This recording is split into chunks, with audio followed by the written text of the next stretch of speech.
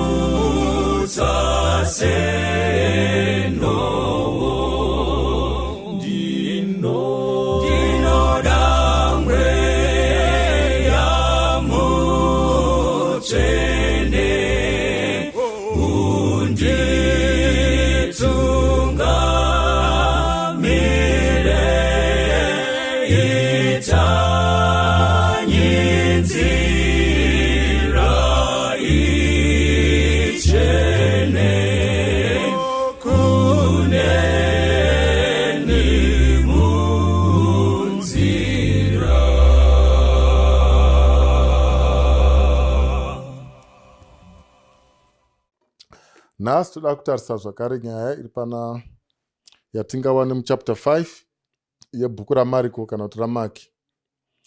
Bhuku raMaki rino pachapter 5 ine zvinhu zvakawanda zviri ipapo. Pane nyaya yekutanga ndeye murume anonzi Legion, vazhinji tomuziva. Then the second issue iri ipapo totarisa zvakare nyaya yemusikana akadzoswa muupenyu mushure mekunge maafa nekudzikinurwa kwemukadzi uyo tinokuona achiporeswa zvakare. Nhasi toda kumbotarisa panyaya iri pana chapter 5. Toda kutarisa kubva pavhesi ya4 then tozonopedzisira nyaya yedu tiri pavhesi ya11. Musoro wedu wenyaya toda kuti so grace in the graves. Grace in the graves. Verse 11 inoti, now a large herd of swine was feeding there near the mountains. So all the demons begged him, saying, send us to the swine, that we may enter them. And at once Jesus gave them permission. Then the unclean spirits went out and entered the swine. There were about 2,000. And the herd ran violently down the steep place into the sea, and drowned into the sea. Legion, Jesu anopinda mukati mumakuva asvika paya. Apinda mumakuva, Bhaibheri rinotiro akasangana nemurume akanga aine mweya yakaipa. Hakuna munhu waigona kumubatsira. Verse 3. He was dwelling he had his dwelling among the tombs, and no one could bind him, not even with the chains. Hakuna aikwanisa kumubata mumakuva ake ari kugara mumakuva imomo. Zvekuti chakapedzisira akugarisa mumakuva ndechekuti hakuna munhu akanga akwanisa kumubatsira mukati mesociety, to the extent yekutiwo vakamurega ndobva akugara mumakuva. Imwe nyaya yatakambotaura pana imwe nguva uko kune dzimwe nzvimbo. Because he had often bound with shackles and chains, and the chains had been pulled apart by him, and the shackle was broken in pieces. Neither could anyone tame him. No one could tame him. hapana aikwanisa kumubatsira kana kumudzora. Bhaibheri rotiro manje, and always night and day he was in the mountains and in the tombs, crying out and cutting himself with stones. Zvinonzi aenda mumakuva, akugara mumakuva, adambura cheni dzese, society had given up on him, zvese zvapera, hapachisina nehanya yekuti ari kupi. He found his dwelling among the tombs and also in the mountains. Nguva imwe neimwe aigara mukati memakuva. Aiti kana asiri mumakuva oenda mumakomo. Pane zvose kunobva kwanzi aizvicheka nematombo. Aizvicheka zvekuti I want to believe kuti akableeda kusvika asableed. Achizvicheka nguva imwe neimwe zvikanzi hakuna kana mumwe chete aikwanisa kumudzora. Bhaibheri rinoenda mberi zvikanzi usiku nemasikati akanga achichema ari mumatombo. This is quite a desperate situation. Yatiri kuona hama yedu iri mukati mayo kuti it's either uri mugomo mune zvikara, mune mosquito, mune zvose negative. Just imagine how we feel kana mudzimba magetsi akaenda, it's all darkness, vanhu vese vanoenda kunorara, everyone becomes disturbed. Unoita seunza unomborarama during the day, everything becomes dark. Look at a situation yekuti munhu kumba hakuchisina nehanya newe, society hakisina basa newe, no one asks about you. Waakugara mukati merima, uri mukati megomo, izedha uri mukati megomo kana kuti uri mukati memakuva, izedha kuti uri kumakuva kana kuti uri mukati megomo. Usiku nemasikati uri kuchema uri imomo, uri mukati mematombo, crying out, no one hears you, cutting yourselves, no one soothes your wounds. Zvikanzi asi paakaona Jesu ari kure, akamhanya akamunamata. Dhimoni richimhanya rinonamata Jesu, zvikanzi akachema nezwi guru akati, what have I to do with you, Jesus, Son of the Most High? I implore you by God that you do not torment me. Ari kuti Jesu ndokuzivai, mauya kuzotidii, imi muri mwanakomana waMwari. Pamazuva akaita seiwaya muchaona kuti dhimoni rakanga richiziva kuti Jesu mwanakomana waMwari, but the church then was refusing Jesus as God kana kuti mwanakomana waMwari, vaiti mwanakomana waJoseph. For he had said to him, come out of the man, unclean spirit. Then he asked him, what is your name? And he answered, saying, my name is Legion, for we are many. Also he begged him earnestly that he would not send them out of the country. Jesu ari mukati mekuita basa iri. Asvika zvino, is the only man who is so courageous to visit makuva, guva religion. Ari mukati meguva, asvika mukati memakuva, ndo paanosangana nenyaya. The conversation begins. Vaakutanga kutaurirana. Jesu ari kuti buda mukati madhimoni abude mukati memurume. Bhaibheri rinoti panapa, and he answered saying, my name is Legion, for we are men. Toda kuti bate pfungwa yekuti Legion usually was a number yairange between 5,000 and 6,000. Yanga iri group kana kuti troop yemasoja echiroma. Saka murume uyu ari kuti mukati mangu mune almost 5 to 6,000 madhimoni arimo. Bata pfungwa. Zvikanzi anotaura pamusoro pezita rake kuti chandoda kukuudza, it's not about the name, it's about my power. Meaning to say kuti zviri mandiri izvi ndo zvamunofanira kuadresa. Ndinotenda kuti akanga ari kupa, akanga inotori nezita raiva naro mukati mesociety. Legion harizi zita randinofungidza kuti akaripiwa nevabereki, but raiva zita recondition yaakanga ari. Rakanga riri zita raidescribe zvaakanga ari, rakanga riri zita raidescribe kwaari kugara, raiva zita raidescribe kuchema kwaanoita nguva dzose kusiri normal, raiva zita raidescribe kadamburiro kaanoita macheni nemashekels, raiva zita raidescribe kuti society had given up on him. Why? Because he was now too powerful for the society. He was not too powerful for anyone to help him. He was so powerful for anyone akanga ari around kuti amubatsire adzoke musociety. His power was so powerful kuti akanga asingakwanisi kuwana nzvimbo within the community, but in the graves or in the mountains. Legion was his condition. He had power. Yekuti pandiri panapa kana makanditarisa. You are not just talking to a somebody from society. That name that is in the society is not the one that you are facing. You are facing someone. I can't tell you my name, but I can tell you my power. I have 6,000 demons ziri mukati mangu, but madhimoni iwaya yamanje kana makatarisa ndo anondichengeta ndiri kugomo, ndo anondichengeta ndiri mumakuva.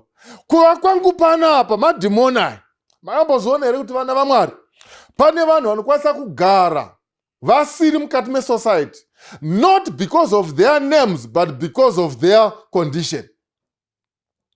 Mbamuzere kuti vana vaMwari mukati menyika yatiri kuraramawo pane vanhu vari kugara muhospital not because of their names but because of their condition. Pane vanhu vari kugara mukati mematorongo not because of their names. Yes, anotonzi nyasha, but in prison because of their condition.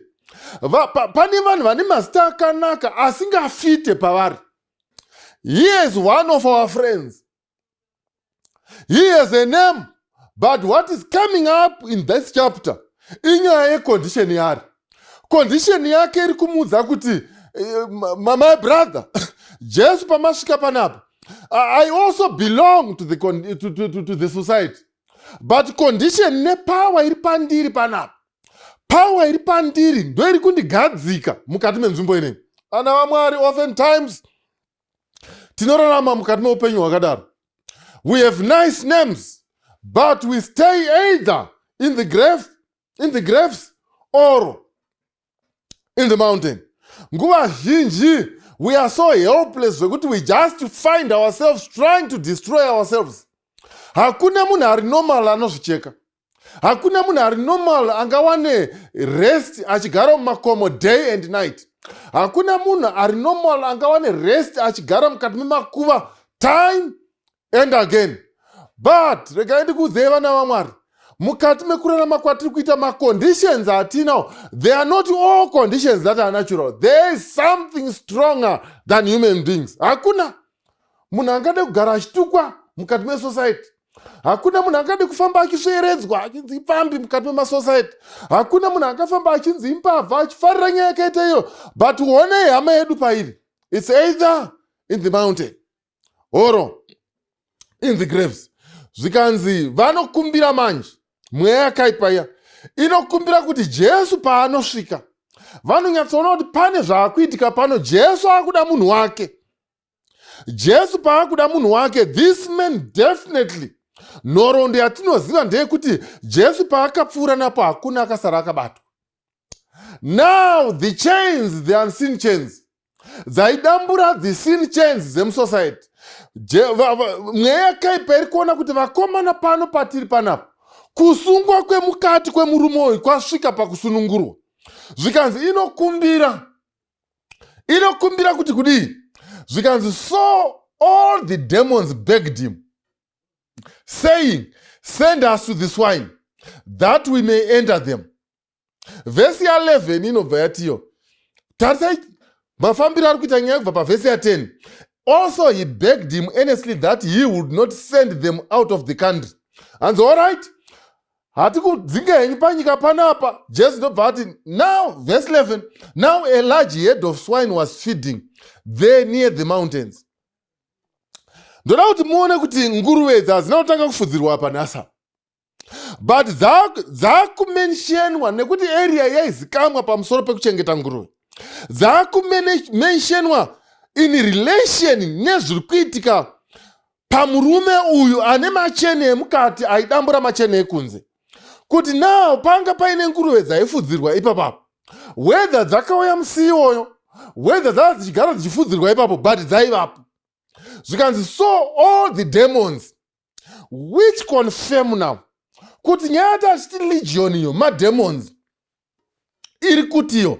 Now so all the demons 6,000, hatiti 6,000, begged him saying, send us to the swine that we may enter them. And at once Jesus gave them permission. Then the unclean spirits went out and entered the swine. They were about 2,000, and they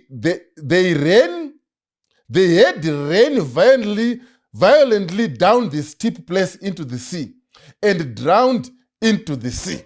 Dai Mwari vangakomborokwerwa kwezwi rangu. Nyasha dzaMwari tingadzione sei panyaya iyi? Pandiri kuonawo nyasha dzaMwari, tenderai kuti tifambe pamwe chete vana vaMwari.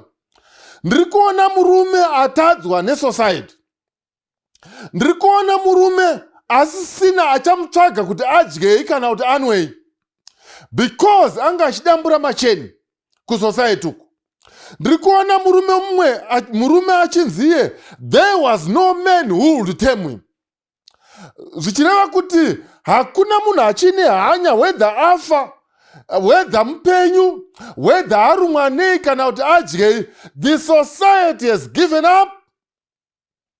But lo and behold, somebody ari mucondition iyo zvikanzi aizvicheka, achizvidambura, achichema usiku nemasikati, until that cry was heard somewhere, not in the graves, not in the society. Jesu munyasha dzake dzeumwari, when that divinity that mingled with the humanity to save us, yakanzwa a cry from a distant place. To the extent yekuti Jesu anoti vakomana hatipindei mugwa tiende kumhiri. When everyone else was not understanding the reason for the voyage, Jesu anopinda kumhiri. Why? Nekuti akanga anzwa kuchema izwi rakanga richinzikwa riri kure. Ndinotenda kuti kuna Jesu akadai so. Zvikanzi panguva yose Jesu asati asvika, it's either in the graves or in the mountains. Bhaibheri rotiro vakomana vanoti vakatarisa nyaya. Zvikanzi Jesu anoti mwekai pabudai mumurume. Kana muchinge mabuda muende kunguruve kwamakumbiro. Ndanakidzwa nekuti nguruve dzaiva 2,000, madhimoni aiva 6,000. Pamadhimoni 6,000, nguruve dziri 2,000 tikabvumirwa kudivhaidha. Zvinoratidza kuti nguruve imwe chete yakapindwa nemadhimoni matatu. But payakapindwa nemadhimoni matatu, hakuna nguruve yakasara isina kupinda mugungwa. Nyasha mumakuwa. Nguruve dzanga dziri mumakuwa dzinongonzi dzaiva padhuze. Asi kunonzi padzakapindwa nemadhimoni dzese dzakamhanyira kugungwa. Ndoda kutaurira vana vaMwari panguva ino, gungwa harina kucherwa musi uyu. Gungwa iri harina kungoerekana rapo, raivapo mazuva ese. Nguruve idzi dzasikafudzirwa apa. Hadzina kutanga kufudzirwa apa kwemusi uyu. Dzaifudzirwa munzvimbo iyoyo nguva yose. Vashandi vaitombofudza nguruve dzavo vachidzokera nadzo. Gungwa iri harina kuva miracle sea, ocean yakangoerekana yavapo, raivapo mazuva ese. But zvinoratidza pachena kuti gungwa parakanga riri panzvimbo iyi, makuva aiva padhuze zvakare nemukomana negungwa iri. Gomo raiva padhuze zvakare nemukomana negungwa iri. So in other words, pane zvinhu zviri kuitika simultaneously panguva imwe chete uye panzvimbo imwe chete geographically. Pane vanhu vari kufudza nguruve dzavo. Pana Jesu asvika ari kubuda mukati megwa rabva mugungwa iro rekumbotambudza vana Jesu usiku. Pane nguva imwe chete uyo ari kurwara uyu ari kubva kumakuva achienda kumakomo. Pane vanhu vane nguruve dzavo. But chinondinakidza ndechichi, vana vaMwari, handisati ndastanda the distance between the graves and the sea, but I'm convinced kuti it was near. Ndinogutsikana zvikuru kuti gungwa rakanga riri padhuze. But chinondinakidza pandinoona nyasha dzaMwari mumakuva ndepapo, ndepekuti nguruve 2,000 dzapindwa nemadhimoni 6,000 dzadivhaidhana kana zvaitenderwa 3-3. When padzakangopindwa nemadhimoni dzese dzakamhanya dzikanopinda mukati megungwa. But one man ari mukati memakuva, one man ari mukati memakomo, One man akakondena 6,000, if you want to agree with me, whether 5,000, but in between 5,000 and 6,000. Akakondena madimono asari one. The grace of God kept him between the mountains and the graves. Marano bara anisa baria yekuti kunyangwe munhu wamwari uri kufamba wakakondena madimoni 6,000. God did not allow the demon to take him to the sea. Akade akaparara. But munyasha dzamwari, they kept him between the mountain and the graves. Achizvicheka ari imomo achibvanzurwa nematombo ari vana vamwari mukati meupenyu hwatiri kurarama. I believe in this God. Mwari wekuti pane zvinhu zvaifanira kuparadza iwe, pane zvaifanira kundiparadza. When God kept his patience, tichitadza hedu tiri mumaoko maMwari. Mwari akatitarisa, but his grace shielded us from the sea. Mwari akatichengeta hake. Akati imbotambura mwana wangu between the mountain and the graves. Ari kuzvicheka mukomana. The grace not yemusuyu. Grace then yekuti aifanira kuparara. He could have been his. Autaura nemakristu anasi. There is this grace.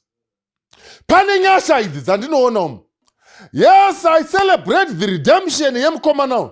Madhimoni achibuda maari.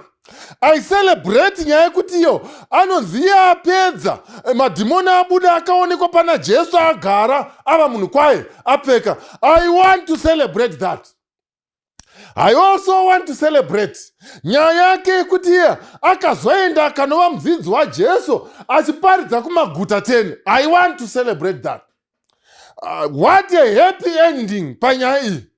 Murume agara nehama dzake neshamwari dzake zichitaura kuti vakomana murume akambopedza machenu.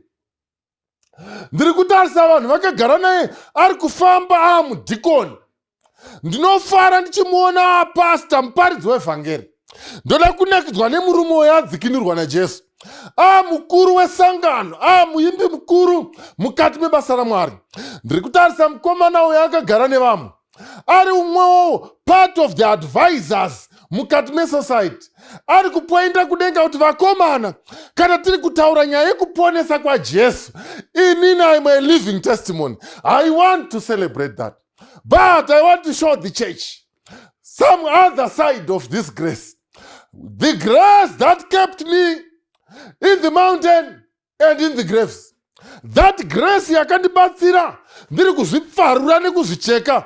That grace baba yakakubatsirai muri mukati meupombwe. That grace yekuti pamanga muripo hamuna kufa.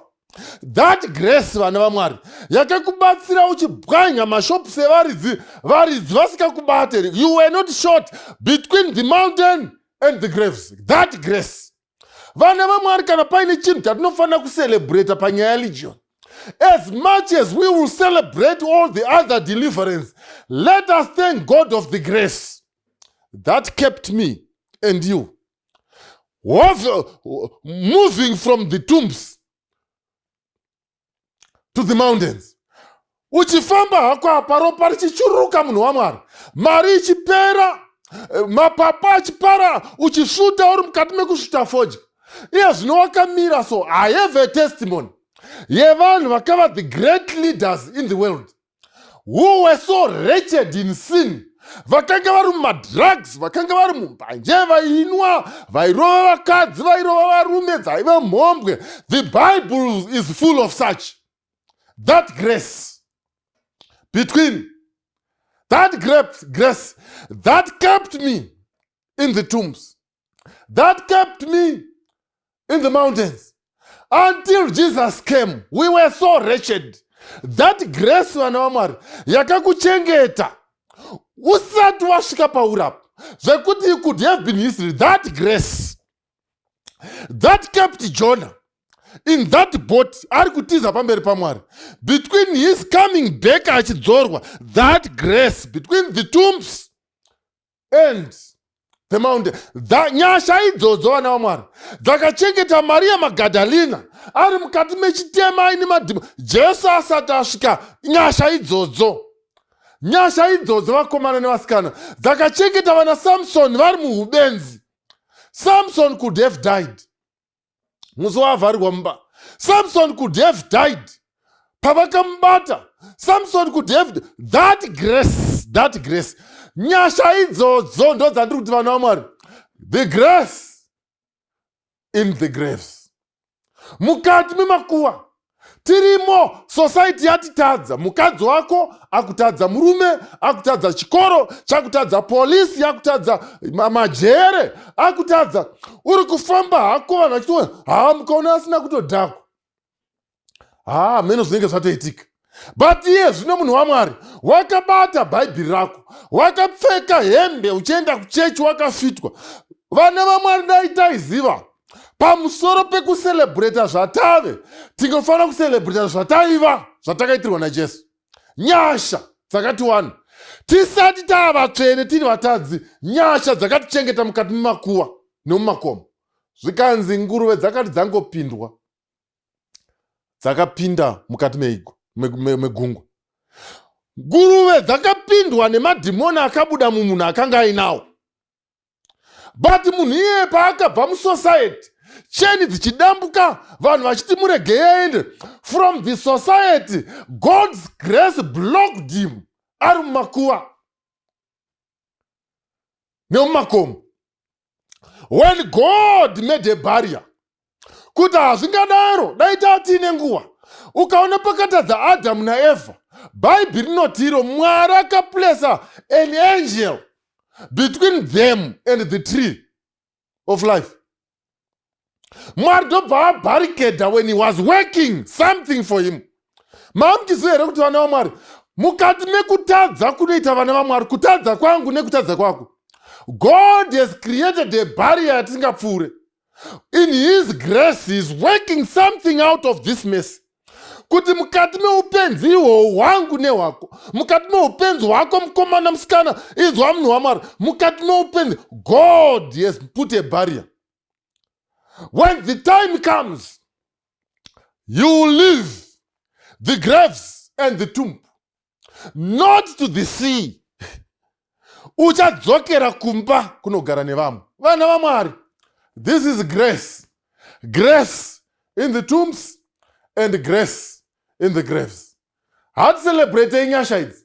Zvikanzi mukomana, nguruve dzese dzakamhanya violently, but he was limping from the mountain to the graves, bleeding from the mountain to the graves. I see some bloody trail. Yepaipfuura napo, miti yaizembera yakazara neropa. Paaigara, he did not bleed to death. The hemorrhage did not take him down. Bleeding always, like that woman for 12 years. When God kept his grace, achienda kunganga nekwakasiyana-siyana, Mwari achiita zvose achimudzivirira, until that day when he met his master. Just anoti somebody has touched me. Mukadzi angobata mupendero wenguo. Regai ndikuudzei vana vaMwari, at times God does not allow us to bleed to death until the demons are transferred from us to the swine. God in his mercy shielding you and me. Patinomutadzira each and every day. Mwari anovhara zvake. Regai zvakadaro. Let him bleed, but not to death. Let him be in the mountain, but no leopard will harm him. Let him be in the graves. He is among the dead, but still living in my grace. Mwari otarisa zvese izvo panguva yakatarwa. I pray kuti vana vaMwari, God has kept me in the mountain and in the graves. Patiri kufamba poga poga inyasha dzaMwari. But munyasha dzake dzaMwari, I pray one day when he will make this thing complete, when he will take me from the graves or from the mountains, apa kunonzi vakasangana mumakuva apa, paachandibvisa, he will not allow me to face the sea. I know the sea is there. I know death is there. I know kune matambudziko ari kumashuro. Mwari musandipfuudza pakuti ndiende mugungwa. Keep me between the sea and the mountain. Ndichengetedzerei munyasha dzenyu ipapapa. Kana zvichinge zvapera Mwari ndidzorerei kumba. Munamato wangu panguva ino. I want to go back home. Andoda kudzokera kumba. I don't want to go to the sea. Let's pray for that. Kuti Mwari munoziva tiri vatadzi. Take us back home. We don't want to go to the sea. Tokutendai nenyasha dzenyu Mwari. Makatichengeta, muri kutichengeta. Mukati mezvizvi zvinorwadza izvi. But we thank God for your grace. That protects us even in our graves. Mwari vatibatsire vana vaMwari. Mwari vatikomborere. As we celebrate not only the redemption and the deliverance that come, but as we celebrate the grace that has kept us in the mountain or in the tombs. Ndosaka murume uyu achimba achiti, the grace that is greater than my sins. Mwari vatikomborere. Mwari vatiropavadze. Baba vedu vari kumusoro kudenga tokutendai. Tokutendai nenyasha dzenyu dzotichengeta kuti kunyange tiri vatadzi, munoramba muchinaisa mvura mukati meminda yedu. Munoramba muchititendera kufamba tichidzoka. Munotitendera kudya, munotitendera kunwa nekufuka vana vedu vachienda kuzvikoro. Munyasha dzenyu, kunyange tiri mukati memakuva, miri yedu, utano hwedu, pfungwa dzedu dzakazara between the mountain and the graves. Nyasha dzenyu dzinoramba dzichitichengeta. We want to celebrate that today. As you work something new in me, as you work something new in somebody here, Mwari tinokumbira nyasha dzenyu dzirambe dzakatichengeta. We don't want to face and to get into the sea. Tinokutendai nekutonamata zvose muzita renyu rinogara nekusingaperi. Amen.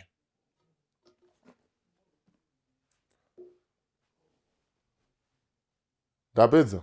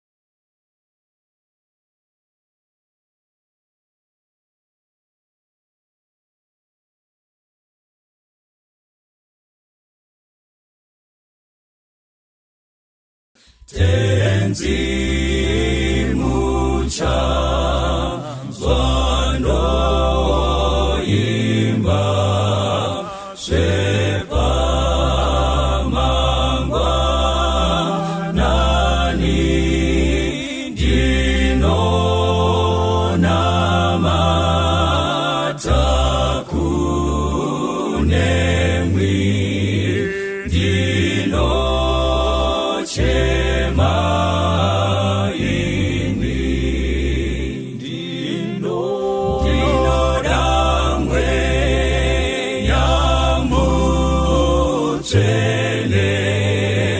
undi tungamire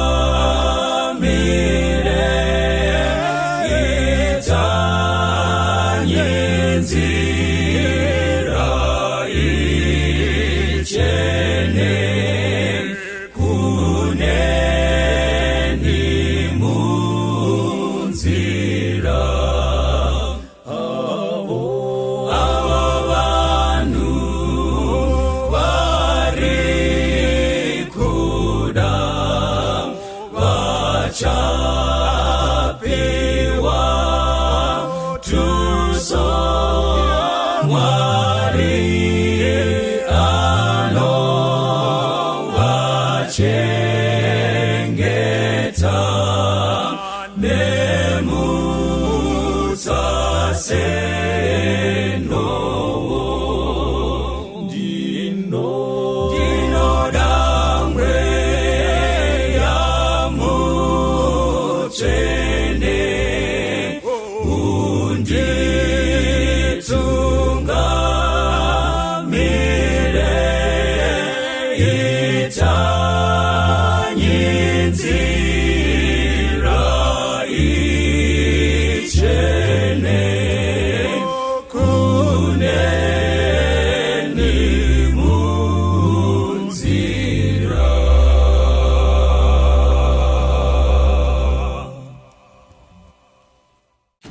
Toda kutenda zvakare panguva ino Mwari wenyasha dzinotiuyana kunyange tichiri vatadzi. Nhasi toda kutarisa imwe nyaya zvakare iri muna Mark chapter 5 imomo. As we celebrate the grace that found us in the graves, pamusoro pacho kuti zveshuwa Mwari akatinzwira nyasha dzakatichengeta tichingofamba hedu kubva kumakuva tichitenderera mumakomo kusvika zuva rekudzikinurwa kwedu. Vhesi ya 14, mushure mekunge nguruve dzapinda mukati memvura. Soro wedu wenyaya anotiwo nguruve dzakosha. So those who fed the swine fled, and they told it in the city and in the country, and they went out to see what it was that had happened. Then they came to Jesus and saw the one who had been demon-possessed and had the legion, sitting and clothed and in his right mind, and they were afraid. Bible riri kutiro Jesu waita zvaanoita saMwari. Uya mukomana wokuzvicheka uya, pane kuti aende kugungwa kwaenda nguruve. Bible rinotiro padzakamhanya dzichienda, nguruve vakasara kunze vafudzi. Nguruve ndobva dzaenda 2000 pigs. Maso aMwari dzasina kukosha kudarika one soul. Ndoda kuti nditi kuvana vaMwari, pandaimboverenga pane rimwe bhuku rakanyorwa naEllen G. White, anotiye hazvina kunyatsonaka kuti pane pachiitwa zvinhu zvaMwari iwe woita zinyekenyeke. She was writing kuti patinoitwa zvinhu zvaMwari, we should have a participatory spirit yekuti we join in. Panonzi ngatinamatei tsinzinyowo nevamwe upfugame munamata. Panonzi ngatiendei muleseni handei nevamwe tichiita zvimwe chete. Anyanya kukurudzira zvikuru nyaya yekuti vanhu ngavave participating mukati mezvinhu zvichiitwa muchechi. I've often seen vanhu vachikotsira. Ndamboona vanhu vachiti vamwe vachiita zvechechi yani kachikwenya vamwe vachiita sei vamwe vachiratidza kuti havana hanya. Kansele anopa panyaya anoti ngozi iripo ndeyekuti iyo pamune muchiita zvinhu masevhisi emuchechi muya kwanzi as much as you may not see the importance yezviri kuitika kwanzi but chandinofanira kuzikamwa ndechekuti every sabbath vanhu pavanenge vari musevhisi yechechi mweya waMwari kana kuti simba raMwari mweya mutsvene naMwari Baba Mwari Mwanakomana vanenge vachishanyira macongregations vachibatsira nekudhilivha vanhu bva mumahabits akasiyana siyana maconditions akaita seemukomana. Saka kwanzi pane pachiitika zvese izvi. Nyaya iyi yalegion is a drama yezvinoitika muevery service inoitika pachechi yekuti pane pachibuda mweya yakaipa muvanhu kwanzi I saw that singing to the glory of God mutestimonies. Singing to the glory of God often drove the evil one away and gives victory kuvanhu vanenge vachiimba kuimbira Mwari. Kwanzi patei tichiimba paya kwanzi will be singing mashoko aya nemamelodi anenge achiitwa mweya kwanzi tichirumbidza Mwari. Mune simba ririmo rinodzinga mweya yakaipa kuti ibve kure. Kwanzi inoita kuti vanhu vave nevictory pamusoro pewakaipa. Saka Ellen G. White paanotaura pamusoro penyaya pandakaverenga nyaya iyi ndakaona sekuti vakomana while business ravo rakanga risina dambudziko nevamwe rikaidaro right in course hatiri kupinda munyaya yekuti nguruve dzakanaka here kuti dzakaipa but ringoti mucontext iyi vakanofudzira nguruve kune vairwara vaMwari vairwara uyu zvekuti Jesu paakaona muchinda uyu mweya yakaipa yakumbira kuti ibude akaziva kwekuiendesa nekuti nguruve dzaiva padhuze.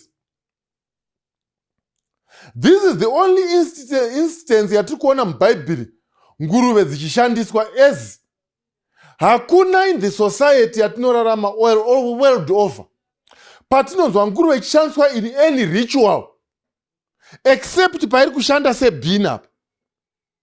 Munoziva here kuti kunyange vanorova makuva havari kushandisa nguruve. Kunyange vanoita hakuna anoshandisa nguruve. Nguruve yakapedza kushandiswa mukati mekunamata patemberi when it came close to the temple pamazuva Antiochus Epiphanes paakanga achida kushotesa maJews paakanopisa nguruve pamusoro pealtar of burnt offering achinopisa ipapo aine army yekusvotwa kwaakanga arohwa kuhondo ari kupfuura nepaJerusarema ndobva aita izvo ndobva adisolata the altar of the sanctuary. Kwanzi apfuura aenda mberi murume anonzi Judas Maccabees ndobva asvotwa nazvo and he followed him and he routed them wakavadefeated because they desolated the temple. That was a few instances zatonzwa nguruve ichishandiswa. But now we are facing this one when nguruve pairi kushandiswa kubviswa mweya yakaipa ichibva ichinopinda umu. Varume havanga vasina kutanga. We don't hear condemnation yeproject yavo though we know it was bad, but in this instance pfungwa yatingade kushare ndeyekuti in this context yatiri kutaura yekuti vanhu tive serious nemaprograms anoitwa pachechi. Patinoti ngatipfugamei tinamati pane vanhu vanozamura kunopfugama kunge vanzi mapfugamai zvinonosvika kunyanza kuri kunzi patonzi tipfugame tinamati be the first person to kneel. Why? Because ukanonoka kana kuti ukasapinda muprogramu nevamwe chenjera kufudzira nguruve dzavo pane vanhu vaMwari vari kurwara. Patinoenda kuchechi kuya vana vaMwari ndoda kukuudzai hatiende kuchechi kuti tiri vatsvene. Hatiende kuchechi pakuti svondo ratava tichirarama tiri vatsvene kusvika musi weSabata. Hatiende kuchechi kuti tiri kuenda patinopfugama ukaona vanhu vakati zii vakagara mukati mechechi mumapews muya vari katsinzinya vamwe vachiita se vana vaMwari regai ndikutaurei vanhu vanenge vachichema zvivi zvavo. Vanhu vanenge vachitambura nezvavakaita pakati pesvondo. Iwo uya manje pavanhu vari kurwara nezvivi vane maconditions emadhimoni akavagara kudaro Jesu opinda mukati mechechi manje ofamba achiburitsa madhimoni tisinganzwa achibuda achienda. Dhimoni rinokwanisa kukumbira kuna Jesu kuti regai ndipinde pane vari kukotsira. Ngwarira paunochengetera nguruve. Ngwarira paunofudzira hochi. Ngwarira paunonosilekena. Whether pacamp meeting, whether palocal church, chero elda vachikubohwa zvakaita sei vari kuparidza musi iwoyo, kwanzi Mwari anenge ari pakati pevana vake, achiponesa mweya, achibudisa mweya yakaipa. Panonzi simukai timbe, sing your demons away. Panonzi ngatipfugamei tinamate, pray those demons away. Usabvutsifudzire nguruve pane vanorwara vaMwari. Yes, vaifudza nguruve. Ndoda kuimagina pavaifudza nguruve iyo vari soba. Ndoda kufungidzira kuti Legion achichema ari kurwadziwa, vachiti vakomana ende nenguruve nechisaidhiri. Inzwai, mukomana ari kutamburawo, vakomana murume ari kushupikawo, vakomana because vaifudza nguruve vaiva right. Vanga vasina mweya yakaipa, vaifudza nguruve chete. Vaitonzwa kuchema kwemukomana ari mumakuva, vaitombosangana naye vachikrosa achienda kugomo kana kumakuva, vachitaura kuti vakomana zvinoita upenyu. So mukomana uyu vakanga vachimutarisa vachinzwa achichema. Pamwe conversation yaaitoita naJesu vainzwa, vari kukuza pamusoro pedesperation yaLegion. But unfortunately vakafudzira nguruve pasipo. Toda kutaura pamusoro pevatsvene vari mukati memasangano, vekuti kana umwe munhu achiparidza, umwe munhu achinamata, a feeble prayer yekuti vanoti chii chaitwa ipapapa, mumwe achinamata, vatsvene havo vanofudza nguruve, vokotsira mukati mesangano. No, the sermon was boring. You see, muchinda wacho inotori sleeping tablet. Vatsvene obva kuti atopiki takamboinzwai, regai tikotsire tozomuka takuenda kumba. Vatsvene vari soba vaifudza nguruve. Vatsvene vari soba vaitonzwa mukomana achichema, but mweya yakaipa yakabuda ikapinda nemuhoji.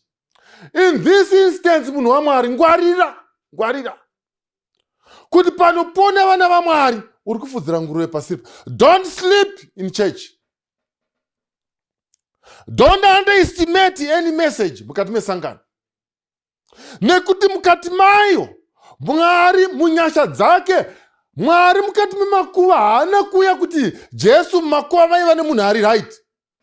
Akauya nekuti yaiva rutini yake yekuponesa. Saka Mwari paanopinda muchechi, as you may judge those in the graves, this is just a cemetery church. Paunojaja kuti haiwawo, this is a crying demon possessed man.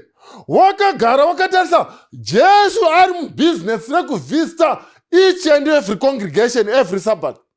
Jesu ari mubusiness rekutarisa vanhu pavanenge vachitsvaka nyasha. Kwanzi Legion, his cries touched and struck some chord in the ears of the master and the savior. Ari kumiri akati vakomana handi yekumhiri kwachemwa. Vadzidzi vanga vasingazive zvanga zvichiitika, but Jesu aiziva. Number one, kuti Legion pakuipa kwake ikoko, he was going to become the best evangelist in 10 cities. Saka Jesu aizivavo kuti Paul pamazuva ake on the road to Damascus vachamusota. He will be the most traveled evangelist. As we live in society, pane vanhu vatinoona vanoita zviri, wait until Jesus comes into their lives. You'll be shocked kuti madrunkards, drug addicts, vanhu vamaishora, vanhu vanonyadzisa, mhombwe dzepamusoro dzamaipa mazita. You'll be shocked kuti Mary Magdalene was the one who anointed Jesus for his death. You'll be shocked, my brother and my sister, kuti kana Jesu apinda mukati memakuva evanhu ava, pane zvikuru zvinoitika. Unfortunately, those brothers who are sober, they keep their swines padhuze nevarwere vaMwari. Ngwarira, kanzi madhimoni paanobuda mukati mevana vaMwari in every service, anotsvaka vanhu vakarelaxa zvokuti vari kubohekana neservice iri kuitwa kumberi. Ngwarira chinhu ichi. When we go to church, When we kneel for prayer, pray. Pray, sing, do everything. Kuti Mwari inzwire nyasha. Ndisava mumwe wehochi dzinofudzirwa padhuze nevanorwara. Bhaibheri rinotiro padzakapinda mvura, vakomana vakamhanya, zvikanzi vakanoudza zvakanga zvaitika.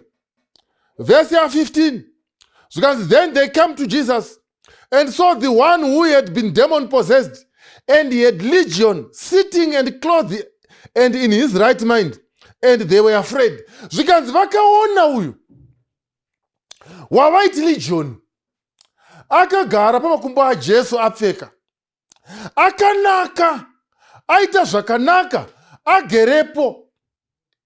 Legion upi vana vaMwari? Legion wakudambura macheni. Legion upi vana vaMwari? Uyo waigara mumakuva. Legion upi? Uyo waigara mumakomo. Legion upi? Uyo waizvicheka. Vakawana kwanzi legion. Vamwe vanonyora vanotivo pavakasvika legion apora nekuda kwehealing yakanga yaitwa naJesu nezvaakanga kwanzi they saw him in a spectacular mood.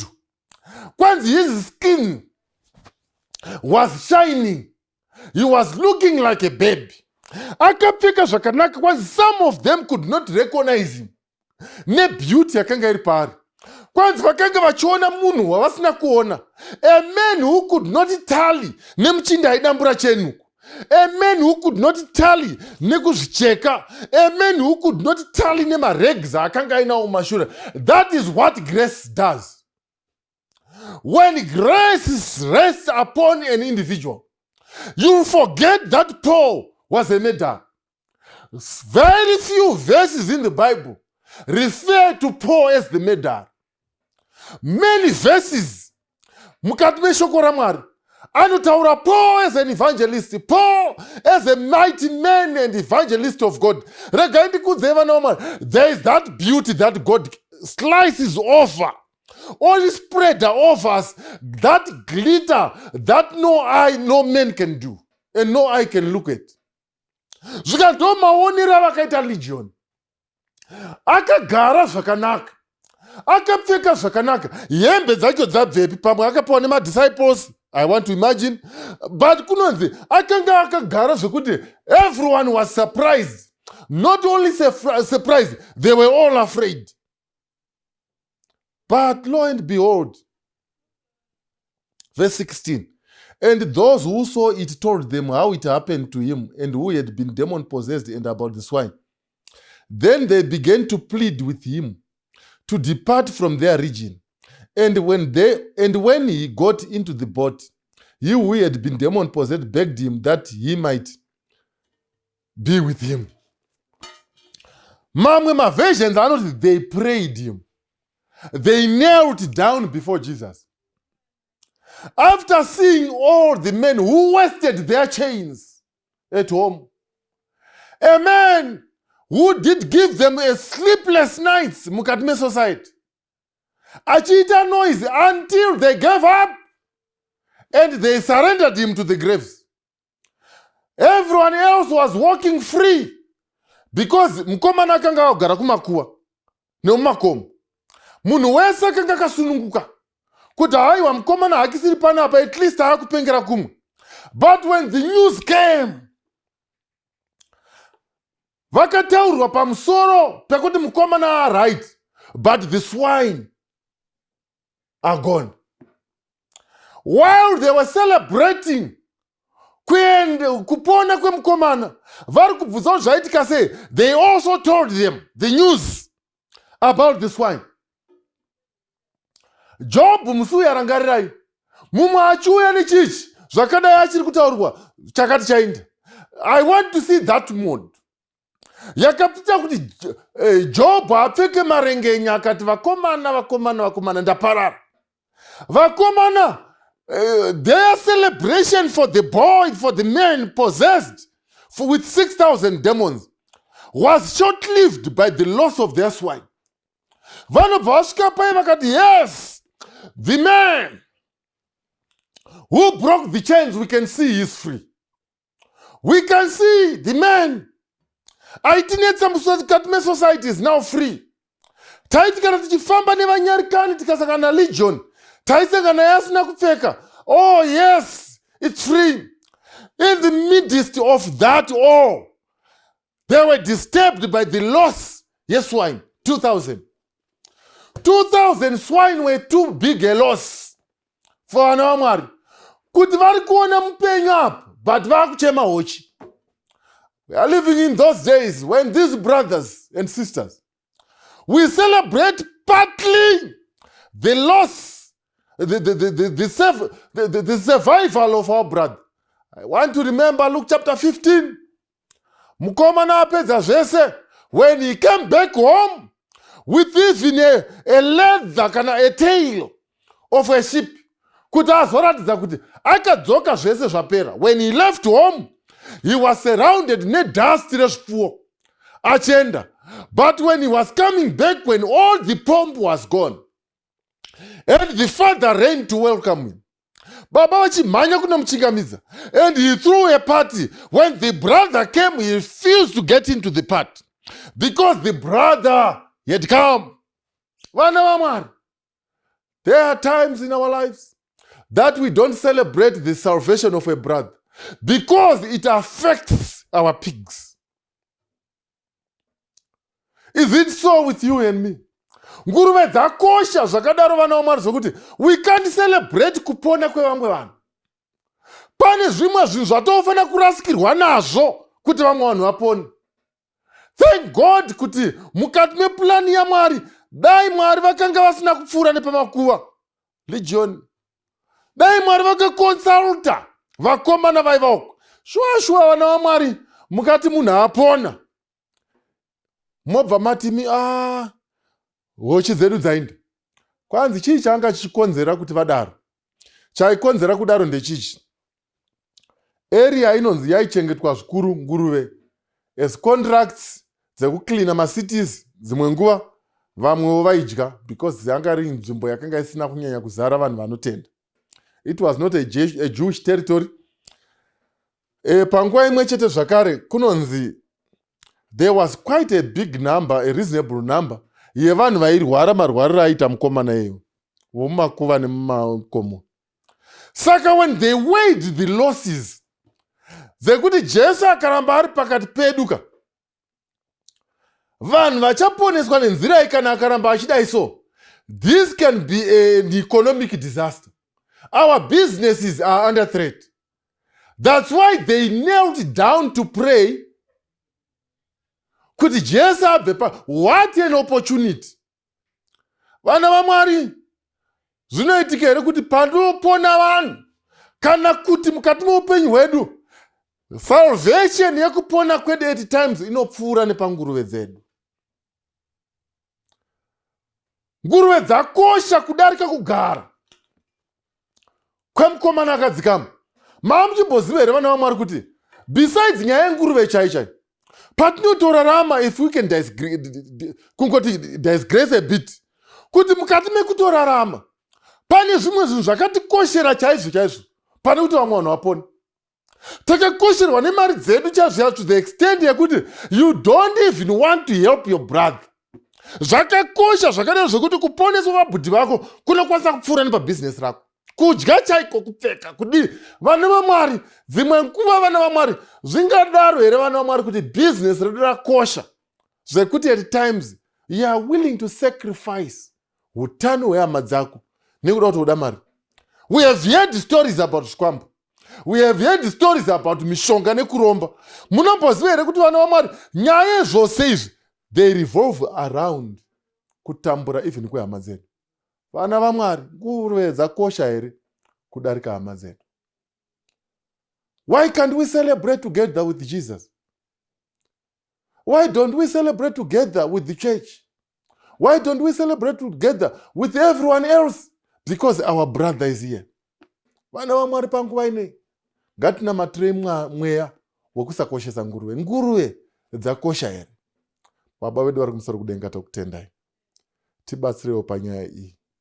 Tikoshese kuponeswa nekubatsirwa kwehama dzedu.